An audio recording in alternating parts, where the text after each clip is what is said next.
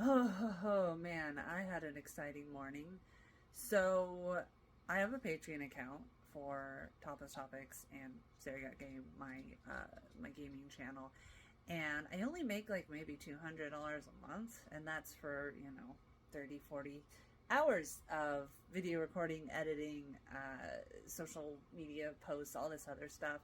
Anyway, and I don't have it set to auto cash out. I have to manually do it. And after letting it build for 2 years at, $200 a month, maybe, which is far less than minimum wage, I finally decided to pay it out. And so I clicked pay out on Friday. And then I checked my account today, my bank account, and it still wasn't there. So I was like, And I went back to Patreon and it said successful.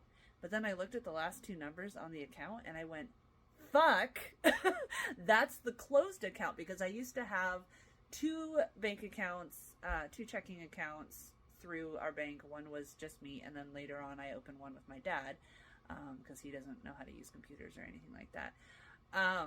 And so it went to the old closed account, and I was like, where did the money go? And I sent a message to Patreon, was like, hey, it went to the wrong account. What can I do? And then I called my bank, and luckily my bank is awesome. It's Twin Star. I think they're only up in the Pacific Northwest, though. And they were able to find the payment and redirect it to my not closed account. So I have to wait a couple hours, but then it should show up there. But yeah, it's stressful because Patreon does not have a phone number. They have like a support ticket, and then they literally are like, message us on Twitter. And, it's very similar to YouTube, where like at Team YouTube is basically the only way that you can even have a hope of getting a live person at YouTube. Same thing with Stripe, actually. I have that whole saga of where I had my Stripe and I wanted to use it to sell artistic nude photos, and Stripe said, no, this is porn. If you put it through a filter on Photoshop to make it look painted, then it's art, but as long as it's just photography, it's porn. Yeah, explain that to me. And then later on, I was like, okay, well, can I use you for ads on my audio-only podcast? And in the Twitter DMs, they were like, yeah, that's fine. Or sorry, no. In the email response from Stripe, they said, yeah, that's fine. But then in the DMs from Twitter, they're like, no, you still have tits anywhere on the internet, therefore you can't use us to pay for sponsorships or ads on your audio-only podcast. I gave up on Stripe. Fuck Stripe. Unfortunately, they have, sort of a monopoly on online payments. Them and PayPal.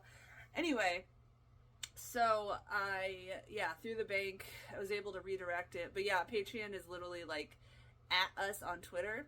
Same thing as YouTube. Because as we all know, if you email YouTube, because they don't even have a support ticket that I've ever found, you will just get a robot response or no response at all.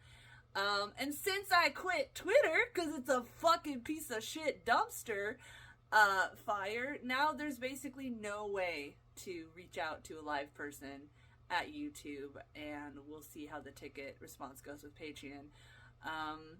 These fucking companies need to get the fuck off Twitter, or at least establish some form of contact on any other social media, because that's fucking insane. Twitter is not going to exist a year from now. It's already hemorrhaging users and people paying for stuff and everything, and Elon just keeps making it worse and worse and worse. I don't understand why anyone who's not a Nazi is still on Twitter. But yeah, all these fucking idiot companies need to get off, not have Twitter as their sole fucking way of reaching out to them. Because, why? What is the logic in that? What is the logic in that?